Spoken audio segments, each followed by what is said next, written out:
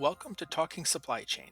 In each episode, top supply chain industry professionals and the nation's top thought leaders join host Brian Strait and share their unique insights to help supply chain managers stay one step ahead of their competition.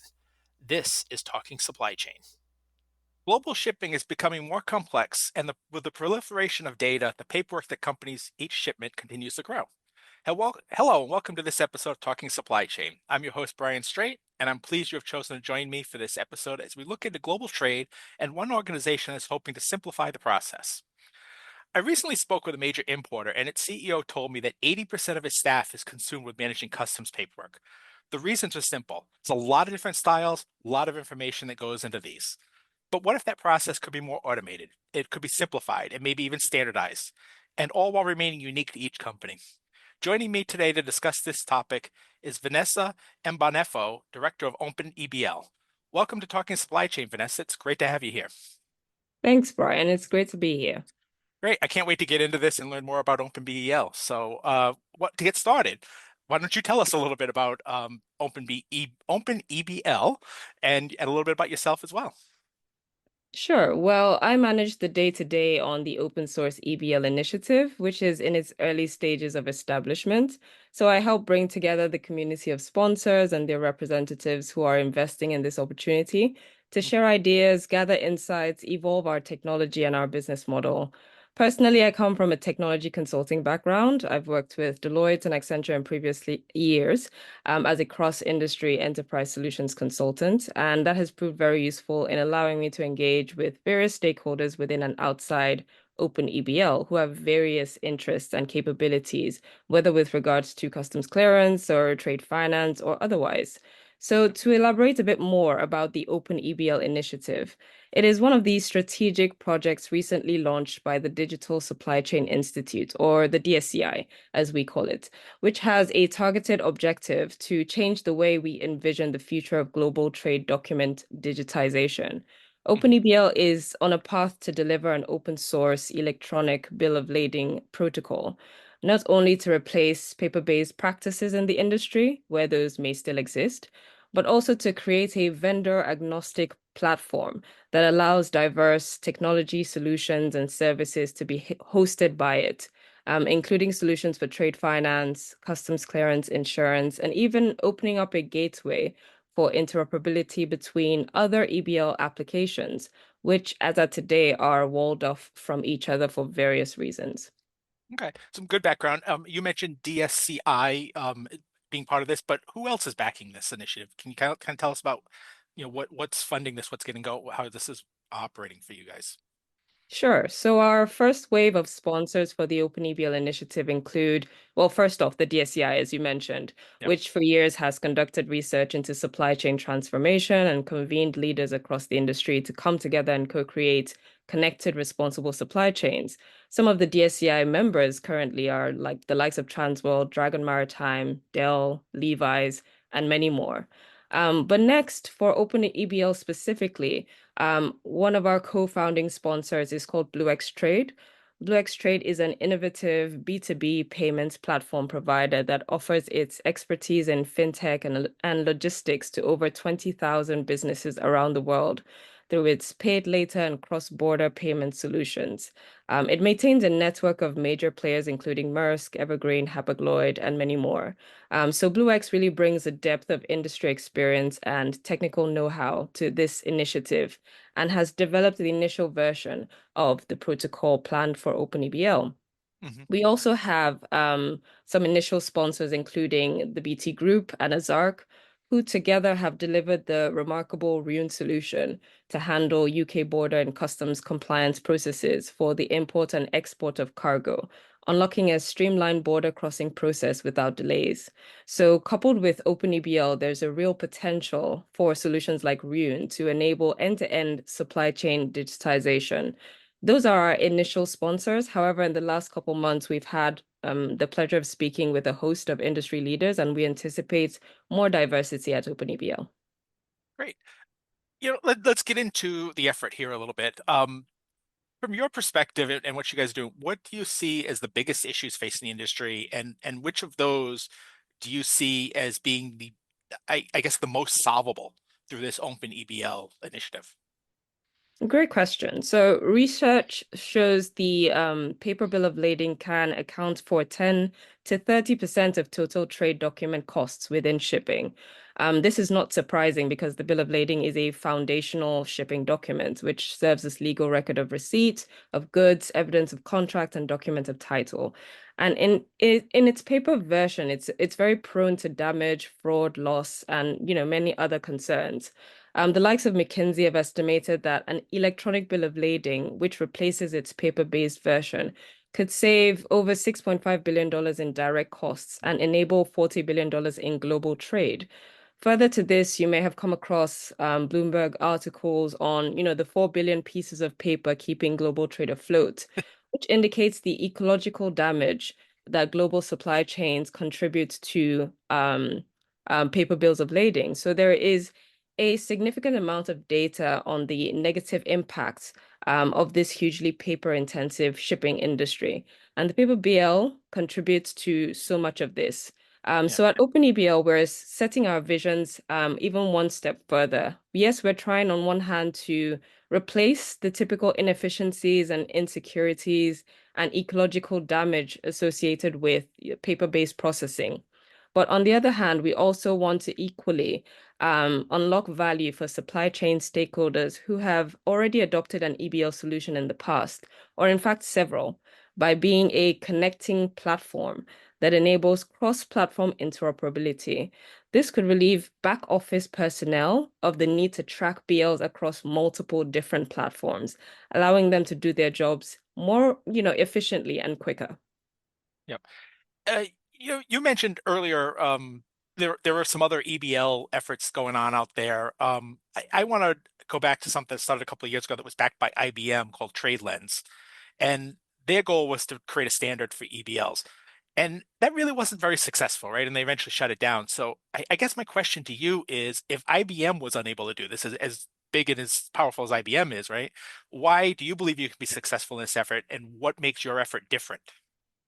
Sure. So I see opening up EBL as very privileged to have the benefit of learning from previous industry attempts like TradeLens. Hmm. And although that initiative wasn't successful in the end, its journey was very noteworthy and offered many valuable insights. So firstly, I would say that OpenEBL is not on a mission to establish yet another EBL standard within the industry. Our mission is really to deliver a technology platform that enables well-accepted standards to come into effect. And so OpenEBL differentiates itself through a three-prong approach. First, OpenEBL as an initiative is a non-profit based initiative. This creates a commercial neutrality or a commercially neutral environment for transparency. This is our first strategic advantage that will encourage acceptance among supply chain participants who seek to pursue their own commercial interests through OpenEBL. Second, OpenEBL embraces a clear open source strategy to encourage community-driven innovation and cost effectiveness, making our solution an affordable means through which organizations can achieve their transformation goals through interconnected systems. And finally, OpenEBL is intentional about being, standards based. So we're leveraging widely accepted industry standards, such as those offered by the DCSA. And we're also working with the likes of the ICC to ensure our compliance with necessary, data standards and regulations.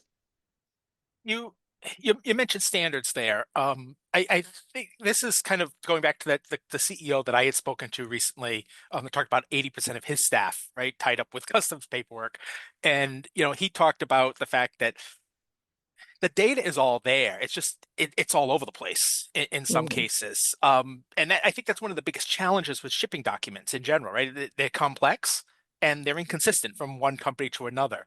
And each entity involved in the process has its own approach. And while all the data is generally the same, it's not always presented in the same way. I mean, he mentioned to me like on one document it might be a BOL, and another one it's called a bill of lading, Mhm. and another one might be called a lading bill. And it requires a lot of work to pull all that information to get it correct in the systems.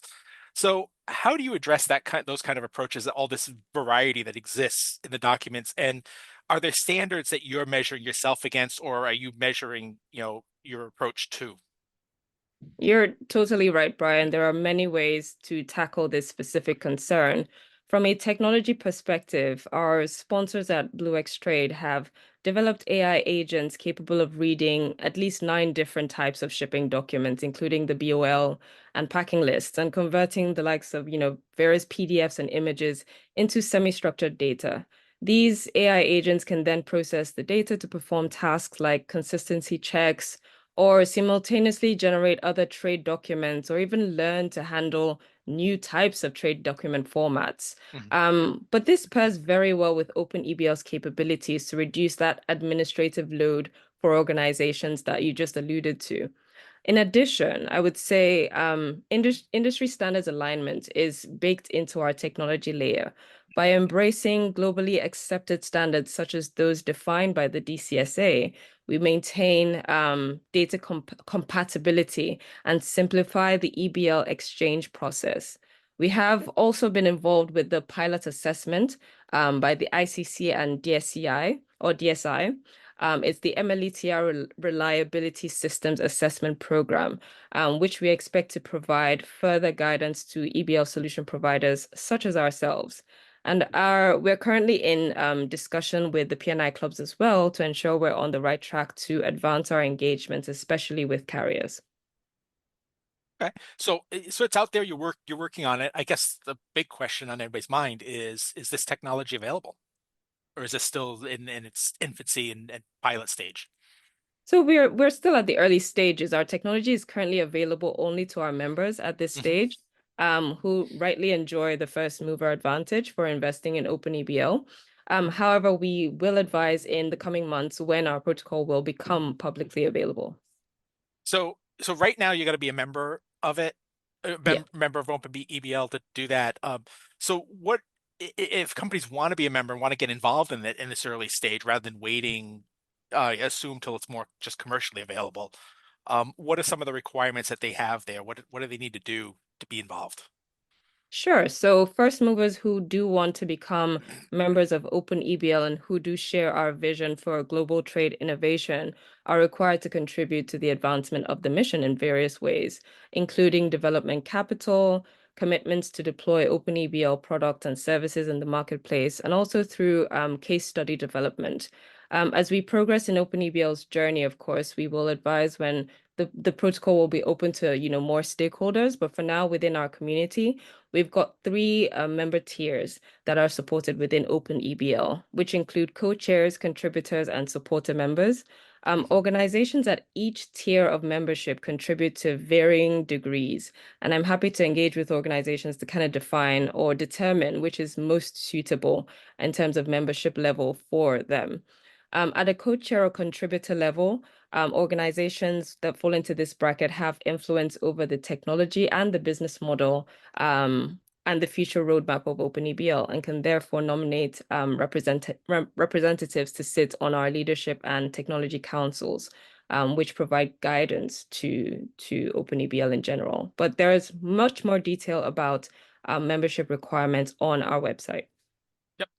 Um, so getting back kind of the initial basis of these issues, right, that exist in the industry, and that is that you have all sorts of different types of documents. You have all sorts of different technologies and systems that companies use, which I think is probably what drove so many different types of documentation. Does the Open EBL initiative, does that integrate with these all these various systems, and is that going to improve data sharing, which I think is really the key here, right? Is the ability to share data so we get better information, better visibility, better smooth operations and integration. So how does your system integrate with those systems? Sure. This is actually the objective of OpenEBL. So for organizations to be able to interface their legacy supply chain applications, including their existing proprietary EBL solutions with OpenEBL, and create this common data layer within their back office is why we've adopted the OpenEBL open source approach that amplifies the ease of software customization. And in addition, OpenEBL will make available standardized API services to allow integration and data sharing across various platforms. But I do want to know that organizations will have control over the data that they choose to share within that open ecosystem. All right. And then I guess that leads nicely into my next question here about data. And this is, I think in many cases, this is the top one, two, three concerns of all organizations today, and that's data privacy, data security. So you mentioned companies maintain their own data. Um, what about the data privacy, data security as they share this data with you and others? Yeah, this is definitely a key concern for most organizations and for any supply chain or technology solution provider. So for us at OpenEBL, our architecture is designed to protect and secure user and transaction data, Mhm. leveraging well-established enterprise security principles. So for example, we leverage public-private key infrastructure and data encryption to ensure data security and integrity. We leverage distributed ledger technology and immutable protocols to enable eBL traceability and accountability of records. This ensures that those records stay tamper-proof. And of course, our open source protocols will enable compatibility across various platforms, which will unlock end-to-end visibility for traders and trade partners. Our team from BlueX Trade has already run a seamless and secure alpha test with one of their customers shipping cargo between Taiwan and the US. And we are very pleased with the outcome of that test and with the security demonstrated on the protocol so far. Okay. Because like I said, I think that's a big concern for a lot of companies, that their data is their data and Yeah, not somebody else's correct. data. I want to get a final question in, and thank you again so much for a few minutes today to talk about this. We we've kind of just scratched the surface of this project and this initiative, so want to give you a chance to kind of let our audience know what's the big takeaway that they should leave here today with. And obviously they can dig deeper into this, and we'll give you a chance in a few minutes to tell them how to do that. But what's that big takeaway that you want them to know from this conversation? Yeah, that's a good one. I would want to leave everyone with the understanding that there has been no better time than now for the digitization of not just the bill of lading, but for shipping documents in general. The culmination of various factors makes this very true. So, for example, in terms of regulation, the regulatory shifts in favor of the adoption of an electronic bill of lading have been witnessed in the UK, France, Singapore, Abu Dhabi. These signal a revolutionary drive towards global acceptance of EBLs by regulators. Similarly, if we look at the evolution of the industry standards, the industry now has well-established processes and data standards defined by the likes of the DCSA that have now been accepted by at least 9 of the largest ocean carriers in the industry, who Mhm. represent over 70% of containerized trade, and who have now signed commitments alongside other industry players to transition away from paper bills of lading and reduce their carbon footprint by 2030. This is also a very strong indicator of industry readiness. All of these kind of signify that it's time to tackle the long-standing challenge of digitizing across cross-border trade. And the DSCI's open source EBL approach is at the forefront of this change with this innovative, adaptable, and scalable framework for adoption. Yep, definitely a process that is ready for digitization, I think, and will Yeah. make trade so much easier. Vanessa, I want to thank you so much for spending a few minutes with us today. If people want to know more about the Open EBL or how to get involved in it, how do they get in touch with you or the organization itself? Well, thanks for having me today, Brian. It was a great conversation. To connect with OpenEBL and our team, please visit our website at openebl.org and perhaps check out our white paper as well. Or you can send me a direct email at vmbanefo@thecg.net to discuss further about how we can be of value to your organization. Also, feel free to follow us on LinkedIn at OpenEBL or follow our DSCI page for more content. Thank you. Yep. No, you're welcome. Again, that email address is vmbanefo at thecge.net. So for those of you want to do that, please get in touch with her. Want to thank my guest today, Vanessa Mbanefo of OpenEBL, for talking about this topic. Want to thank each of you who took time out of your day to listen. We greatly appreciate it. A new episode of Talking Supply Chain comes out each Thursday. You can find it at scmr.com or wherever you get your podcasts, so be sure to subscribe so you never miss an episode. Till next time, this is Brian Straight, and you've been listening to Talking Supply Chain. Talking Supply Chain is produced by Supply Chain Management Review and Peerless Media. You can find it on scmr.com, supplychain247.com, iTunes, Google Podcasts, or wherever you find your podcasts. For more information on this topic or to sign up for our weekly newsletter, a print or a digital subscription to our publication, visit scmr.com. We hope you will join us for our next episode. For Supply Chain Management Review, I'm Brian Straight, and thank you for listening.